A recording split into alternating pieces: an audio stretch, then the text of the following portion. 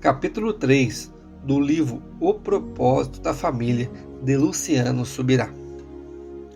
Pecados familiares. Aos 15 anos de idade, eu vi uma história que, apesar de muito simples, eu poderia até mesmo dizer que foi uma ilustração bem infantil. Me abriu os olhos para algo muito importante. Eu estava conversando com um pastor sobre as lutas contra o pecado que o adolescente tem que travar. E em algum momento eu comentei como era confortante a ideia de que servimos a um Deus perdoador. Apesar de eu estar falando uma verdade bíblica inquestionável, eu creio que deixei transparecer um entendimento equivocado sobre como devemos nos relacionar com a questão do pecado e sobre como podemos usufruir do perdão de Deus. Pois imediatamente aquele pastor passou a narrar-me a seguinte história. Havia um garoto cheio de energia, hiperativo, que a mãe mal conseguia controlar. Depois de inúmeras tentativas frustrantes de corrigir e disciplinar o menino, a mãe resolveu mexer em algo que se destacava como uma característica singular da criança: o seu lado narcisista.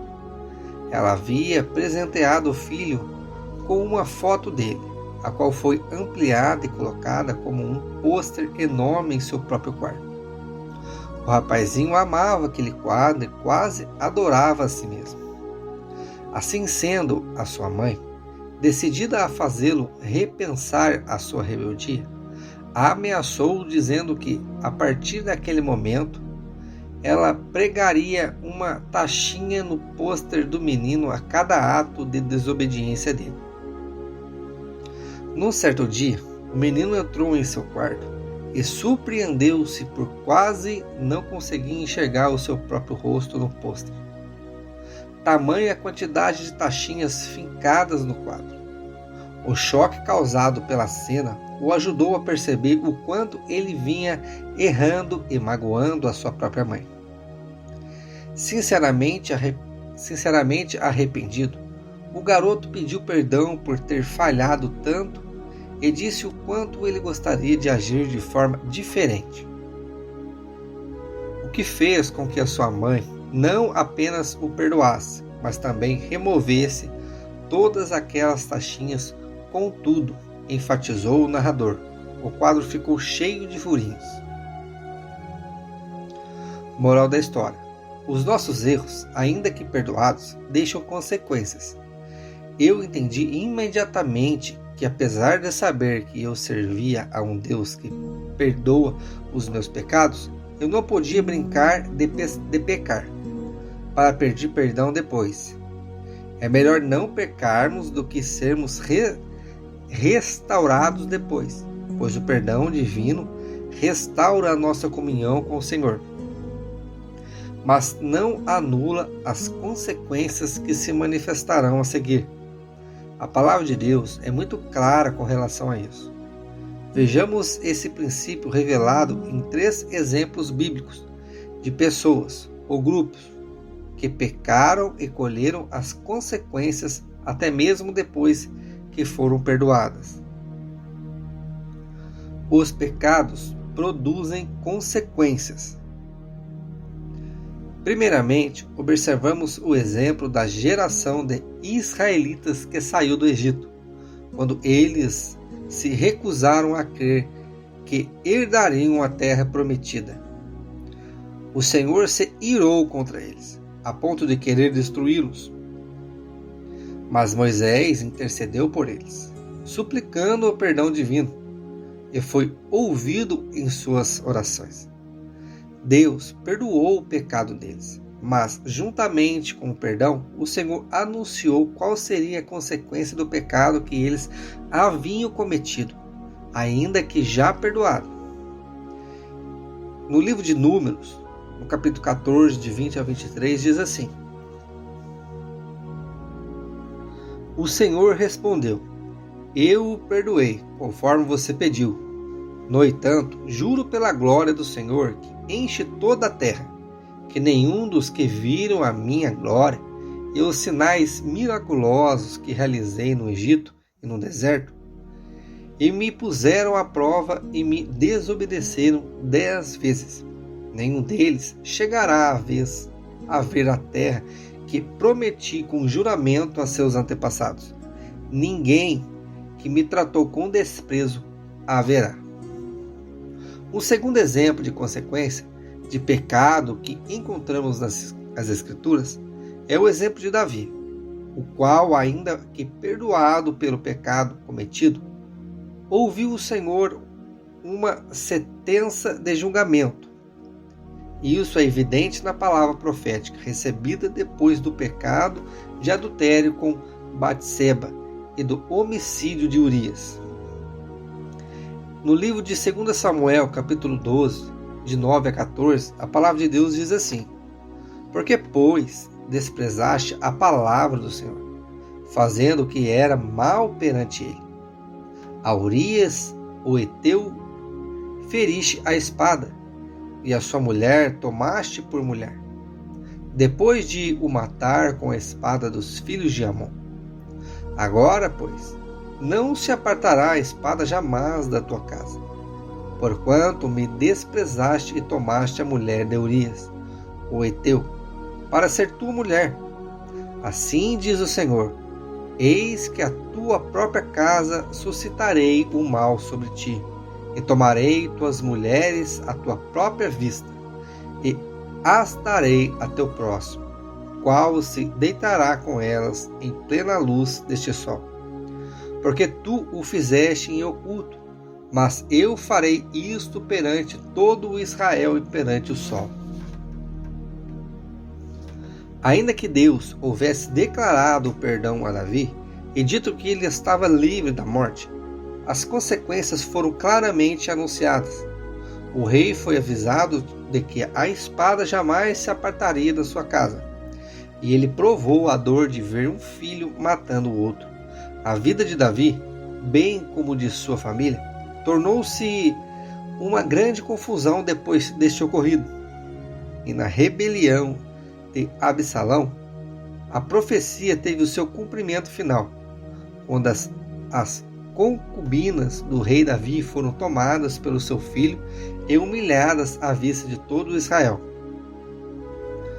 Todo pecado, mesmo que perdoado por Deus, deixa consequências. Sempre haverá uma colheita das coisas que plantamos. O perdão divino remove a culpa, mas as consequências, ainda que aplacadas pela misericórdia divina, hão de se manifestar.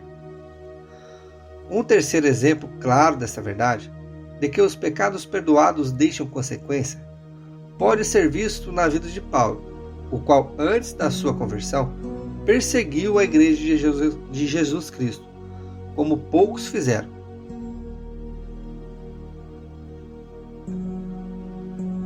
Sabemos que, ao encontrar-se com Jesus, Paulo foi perdoado de todos os seus pecados. No entanto, assim que se converteu, uma das primeiras palavras proféticas que ele recebeu do Senhor foi: Eu lhe mostrarei o quanto importa sofrer pelo meu nome. Todo cristão precisa entender a questão das consequências do pecado, especialmente antes de decidir pecar. Neste capítulo, quero mostrar as consequências dos pecados cometidos contra a família. Quero classificar como pecados familiares toda a quebra dos mandamentos divinos acerca da família.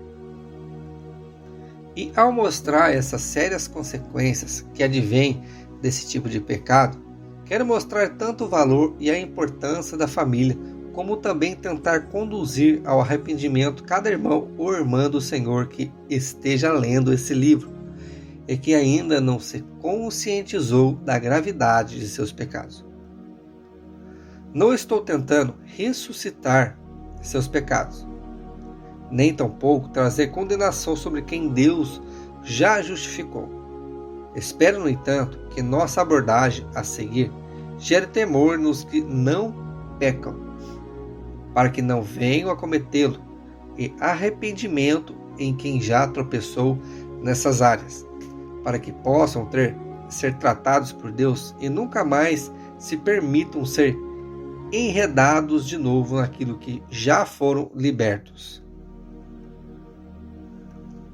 Pecados da relação entre pais e filhos. Já vimos anteriormente, ao falar sobre as bênçãos familiares, que a honra que um filho presta aos pais gera longevidade e prosperidade sobre a vida.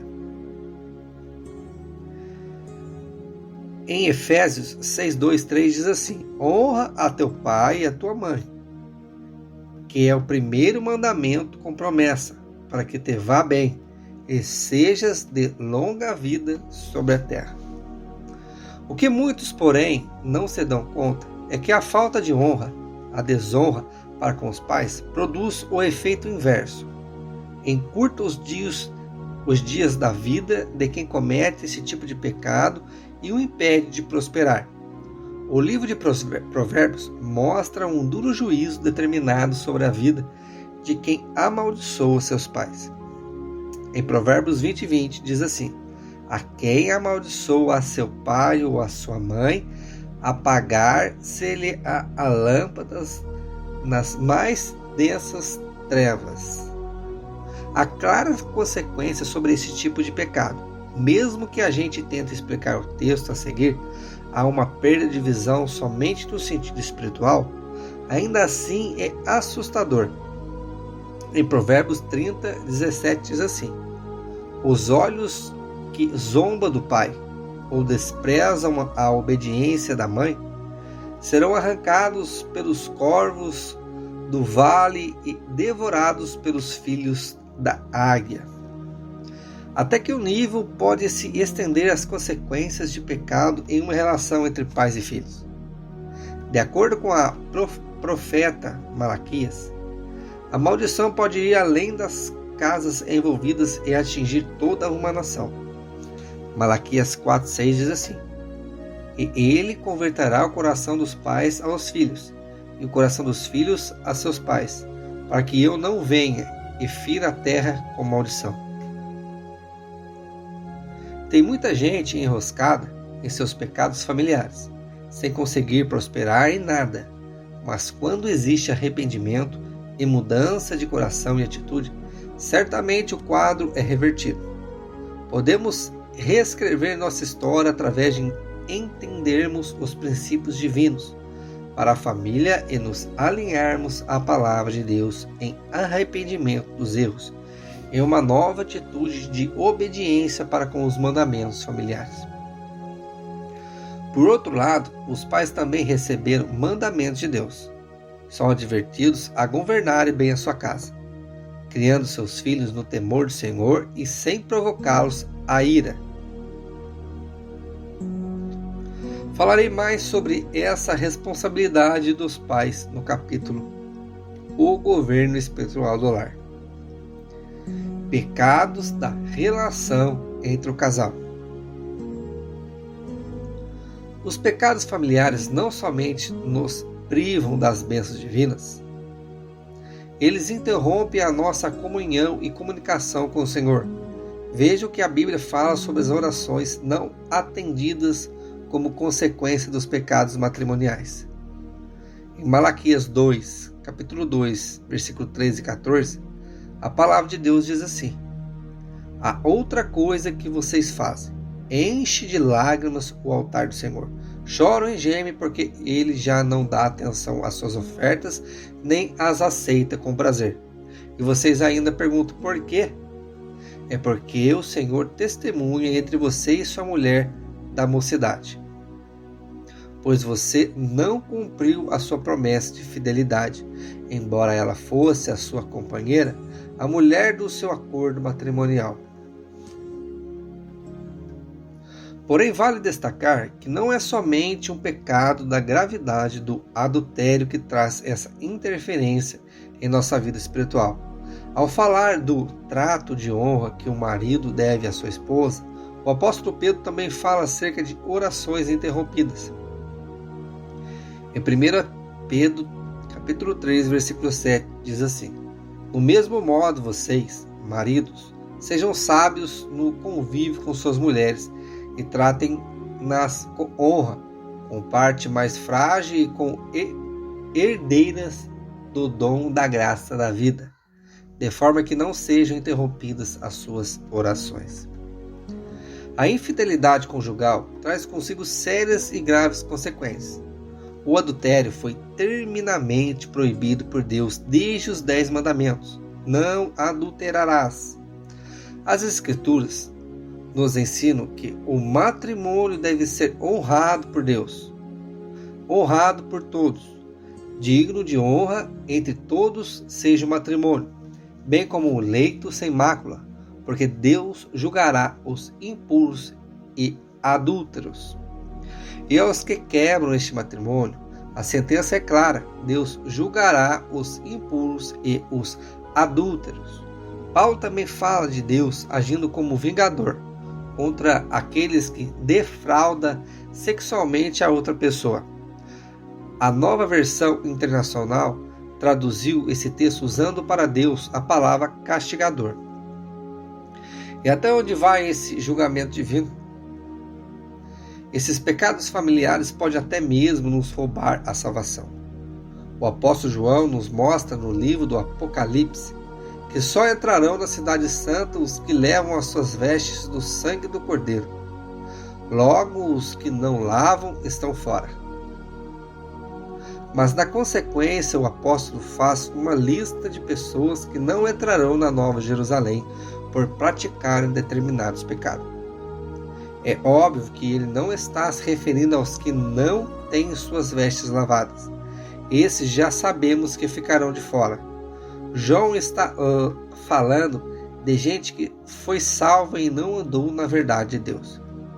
E entre os pecados descritos, encontramos a menção aos impuros, traduzindo abaixo como adúlteros, mas que engloba todo tipo de pecado sexual. Em Apocalipse 22, 14 e 15 diz assim: Bem-aventurados aqueles que lavam as suas vestes no sangue do Cordeiro, para que tenham direito à árvore da vida e possam entrar na cidade pelas portas. Ficarão de fora os cães, os feiticeiros, os adúlteros, os homicidas, os idólatras e todo o que ama e pratica a mentira. É claro que existe perdão para quem adulterou. Vemos isso em João 8:2 até o versículo 11, onde a mulher que foi pega em flagrante adultério recebe o perdão de Jesus. Porém, junto com o perdão, há uma ordem muito específica de Cristo: vai-te e não peques mais. Continuar no pecado depois de ter sido perdoado é rejeitar o perdão recebido. Portanto, ainda que haja perdão para quem se arrepende do adultério, também há condenação eterna para quem despreza o perdão divino e a ordem de pureza no matrimônio, decidindo assim permanecer no adultério. Pecados de ordem sexual na Bíblia são diferenciados dos demais tipos de pecado, pelo corpo ser o templo do Espírito Santo. Em 1 Coríntios capítulo 6, versículo 18 até o 20, a palavra de Deus diz assim: fujam da imoralidade sexual. Todos os outros pecados que alguém comete, fora do corpo os comete. Mas quem peca sexualmente, peca contra o seu próprio corpo. Acaso não sabem que o corpo de vocês é santuário do Espírito Santo, que habita em vocês, que lhes foi dado por Deus, e que vocês não são de si mesmos, vocês foram comprados por um alto preço. Portanto, glorifiquem a Deus com o corpo de vocês. E além disso, o livro de Provérbios adverte contra o envolvimento com a prostituta. Outras versões traduziram como mulher imoral, licenciosa, estranha e adúltera.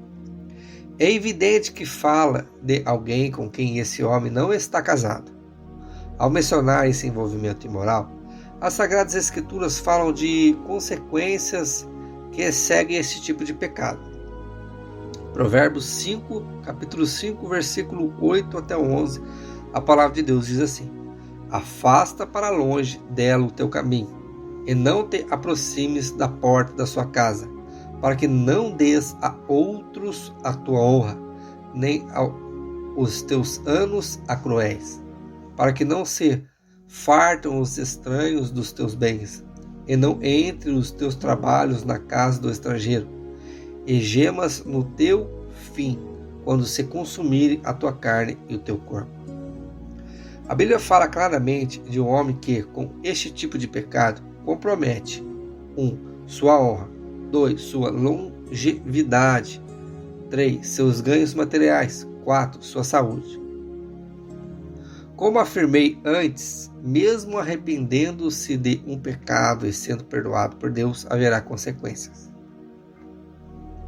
Este texto de provérbio mostra em quantas áreas distintas a vida de alguém pode ser afetada pelo pecado contra o matrimônio.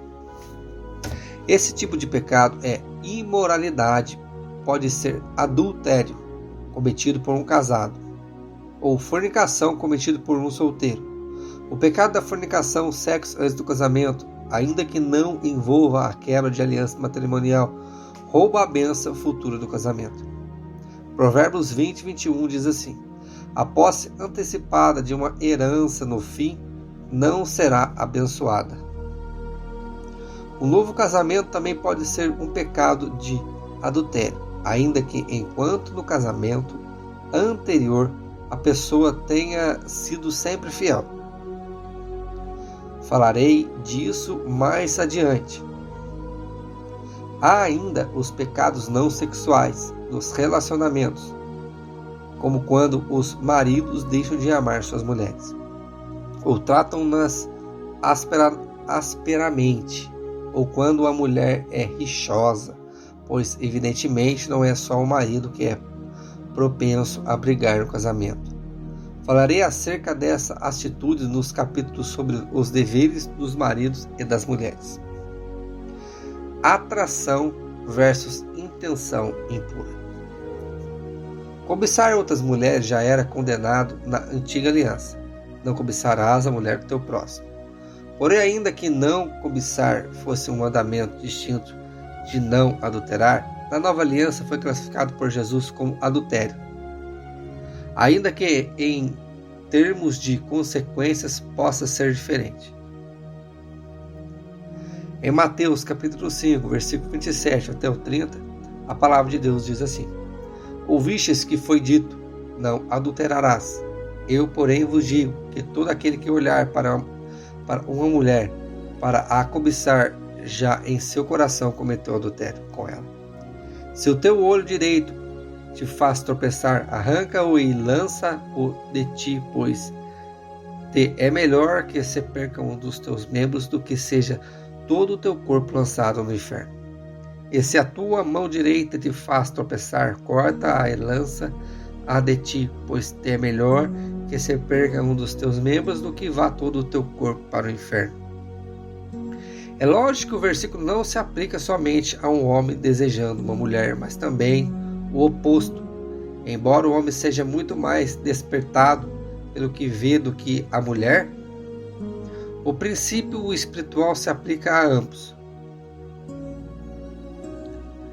Vivemos dias em que as famílias têm sido bombardeadas de todas as formas possíveis, onde o lixo visual de uma sociedade tolerante aos apelos sensuais em qualquer tipo de propaganda já não se compara à baixeza de uma nova cultura pornográfica que rege os principais veículos da mídia, em especial a internet. Muitos começam adulterando no coração e, como um pouco de fermento leveda a massa toda. Acaba avançando até que se enredo também no intercurso sexual físico. Essa é uma área em que é preciso vigilância. Jó declarou: fiz acordo com os meus olhos de não olhar com cobiça para as moças. Precisamos de uma geração que santifique seus olhos. Os pecados nesta área têm desencadeado muitos outros e, de forma trágica, destruído casamentos. Por outro lado, também acredito que precisamos tratar o assunto de forma sábia e equilibrada, Em uma função disso, transcrevo um comentário do Pastor Cote em seu livro Pastoreamento Inteligente, onde ele faz uma clara distinção entre atração e intenção impura. Para esclarecermos as relações intersexuais e relevantes, distinguimos estes dois conceitos, atração e intenção. Existe uma distância entre a atração e a intenção sexual. Essa é a mesma distância entre a fome e a gula, a sede e a bebedice, o sono e a preguiça, o zelo e os ciúmes, e etc. São coisas diferentes que não devem ser confundidas. Atração e intenção estão na base da tentação e do pecado, respectivamente. A atração corresponde à tentação, assim como a intenção ao pecado. Atração e tentação são involuntários. Intenção e pecado, por sua vez, implicam em uma decisão interior tomada e, portanto, da nossa inteira responsabilidade. Toda tentação pode ser vencida e todo pecado pode ser evitado.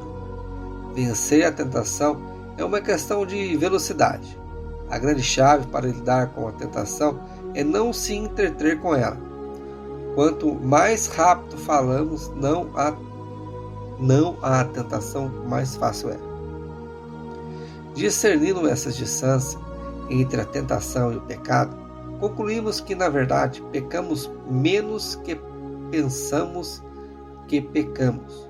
O grande perigo de confundir a tentação com o pecado é que, ao ser tentado, a pessoa equivocamente conclui: pequei em pensamento.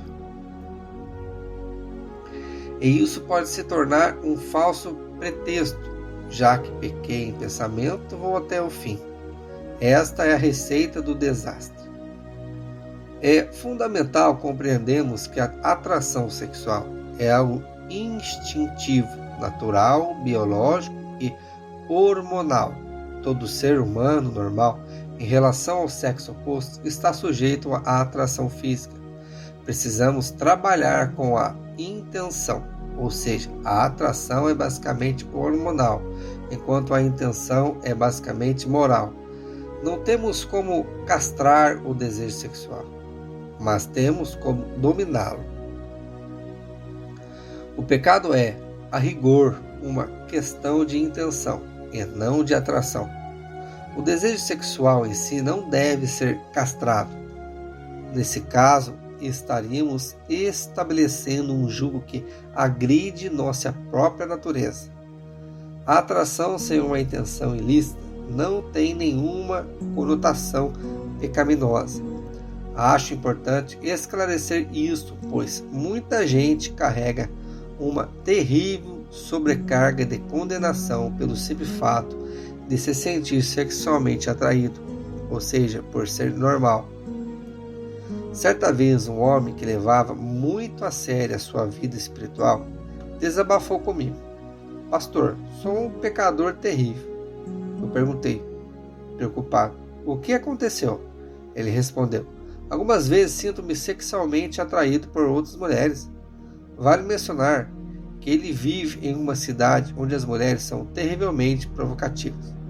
Então eu o questionei: mas nessas vezes que isso tem ocorrido, você já chegou a intencionar um relacionamento caso tive chance para isso? Ele disse: de forma alguma, jamais, sou fiel à minha família. Ao explicar para ele que aquilo que estava acontecendo é exatamente porque ele é normal, foi como se uma tonelada de falsa condenação saísse dos seus ombros. Aquilo foi libertador. O desejo sexual é uma faculdade natural na vida de qualquer ser humano. Isso faz parte da própria química do organismo. Ninguém é imune à atração sexual. Porém, é importante considerar que o apetite e a atração sexual podem sofrer severos desequilíbrios, indicando uma infiltração de caráter espiritual. Ver a nudez. Ainda que em alguns textos bíblicos a restrição de ver a nudez dos pais esteja associada a relações incestuosas, há exemplos bíblicos onde claramente vemos como errada a questão de se ver a nudez dos familiares. O maior exemplo disso é o caso de Noé, quando se embriagou e foi visto nu por seus filhos, Cã.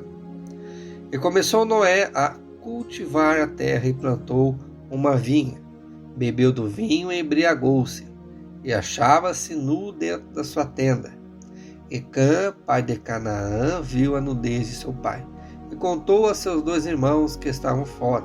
Então tomaram sem a Jafé uma capa, e puseram-a sobre os seus ombros, e andando virados para trás, cobriram a nudez de seu pai, tendo os rostos virados, de maneira que não viram a nudez de seu pai. Despertando que foi Noé do seu vinho, soube o que o seu filho mais moço lhe fizera, e disse: Maldito seja Canaã, servo dos servos será de seus irmãos. Observe que Noé amaldiçoou seu filho por ter visto sua nudez. Seus irmãos também condenaram sua atitude ao agirem de forma completamente diferente, o que mostra que o erro de Cã não foi apenas ver e não ajudar. Cresci sendo orientado por esse princípio. Meus pais nunca nos permitiram tomar banho com eles, como alguns pais fazem com seus filhos, e me ensinaram a preservar o mesmo princípio quando tivemos os meus filhos. Não é correto expor a nudez dos pais aos filhos, e creio que não se trata apenas de questões psicológicas, mas, acima de tudo, de questão espiritual. Incesto. O Senhor estabeleceu limites muito claros contra as relações sexuais incestuosas. Assim diz em Levítico, capítulo 18, versículos 6 até o 17. Nenhum de vós se chegará àquela que lhe é próxima por sangue, para descobrir a sua nudez. Eu sou o Senhor. Não descobrirás a nudez de teu pai, nem tampouco a de tua mãe. Ela é a tua mãe. Não descobrirás a sua nudez. Não descobrirás a nudez da mulher de teu pai. É nudez de teu pai. A nudez de tua irmã por parte de pai ou por parte de mãe, quer nascida em casa ou fora de casa. Não a descobrirás, nem tampouco descobrirás a nudez da filha de teu filho, ou da filha de tua filha, porque é tua nudez. A nudez da filha da mulher de teu pai, gerada de teu pai, a qual é tua irmã, não a descobrirás. Não descobrirás a nudez da irmã de teu pai. Ela é parenta chegada de teu pai. Não descobrirás a nudez da irmã de tua mãe, pois ela é parente chegada de tua mãe. Não descobrirás a nudez do irmão de teu pai. Não chegarás a sua mulher. Ela é tua tia. Não descobrirás a nudez de tua nora. Ela é mulher de teu filho. Não descobrirás a sua nudez. Não descobrirás a nudez da mulher de teu irmão. Ela é a nudez de teu irmão. Não descobrirás a nudez de uma mulher de sua filha.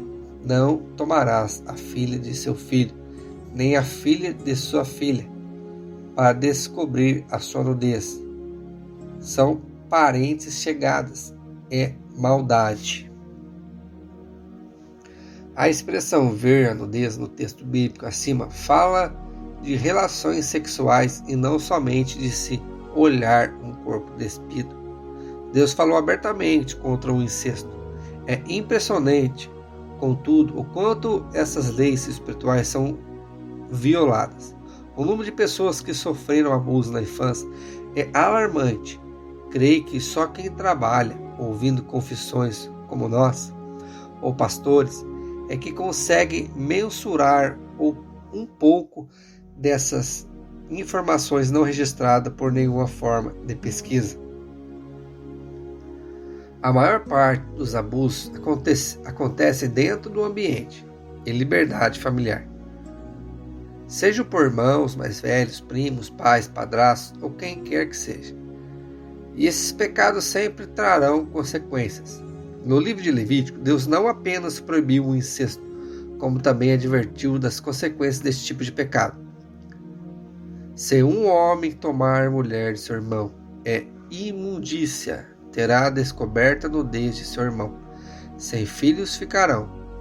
Guardareis, pois, todos os mandamentos, meus estatutos e todos os meus preceitos, e os cumprireis, a fim de que a terra para a qual eu vos levo, para nela morardes, não vos vomite.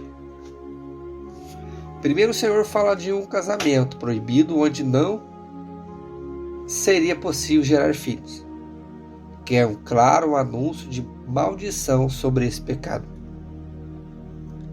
Depois ele fala que o não cumprimento dessas leis espirituais faria com que a terra os vomitasse, que é uma outra advertência de maldição gerada por esse tipo de pecado. O arrependimento. Há alguns conceitos acerca do pecado que precisamos entender. Um deles é a questão que já abordamos acerca das consequências. O outro é que a mensagem bíblica para o pecador não é apenas uma mensagem do maravilhoso e gratuito perdão divino, e sim, antes de tudo, uma mensagem de arrependimento. O arrependimento envolve não apenas o reconhecimento do erro, do pecado cometido, como também o entendimento do quão nocivo foi aquele pecado contra Deus, contra os outros e até contra a própria pessoa que o praticou. É o que vemos na parábola do filho pródigo. No livro de Lucas, capítulo 15, versículo 16 até o 18. Caindo, porém, em si, disse: quantos empregados de meu pai têm abundância de pão? Eu aqui pereço de fome. Levantar-me-ei e irei ter com meu pai e dir-lhe: Pai, pequei contra o céu e diante de ti. Já não sou digno de ser chamado teu filho. Trata-me como um dos teus empregados. Aquele filho perdido reconheceu que pecou em vários níveis. 1. Contra o céu. 2. Contra o pai. 3. Contra si mesmo, pois ele também prejudicou a si mesmo. O trato de Deus com os nossos pecados envolve mais do que o perdão e a remoção da culpa. O Senhor quer trazer seu toque santificador em nossas vidas. E sem arrependimento, esse trato mais profundo não é possível. Jesus nos ensinou isso através de uma interessante alegoria. No livro de Lucas, capítulo 5, no versículo 30 até o 32. Murmuravam, pois, os fariseus e os seus escribas contra os discípulos, perguntando: por que comeis e bebeis com publicanos e pecadores? Respondeu-lhes Jesus: não necessito de médicos os sãos, mas sim os enfermos. Eu não vim chamar justos, mas pecadores ao arrependimento. Ele fala de si mesmo, o Salvador, como sendo um médico. Depois o Senhor Jesus fala dos pecadores como sendo os doentes. Então menciona os sãos que não precisam de médico. A quem Jesus se refere quando fala dos sãos? O apóstolo dos doentes, que são os pecadores? Sabemos que a Bíblia declara que não há nenhum justo sequer. Logo, Cristo não está dizendo que existe gente realmente sã, ou justa, mas de gente que equivocadamente acha que é sã.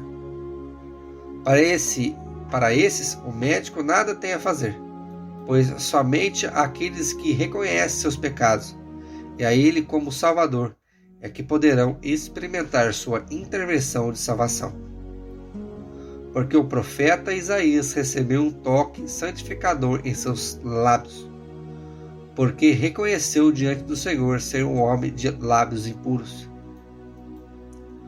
O arrependimento abre uma avenida de intervenção divina em nossas vidas.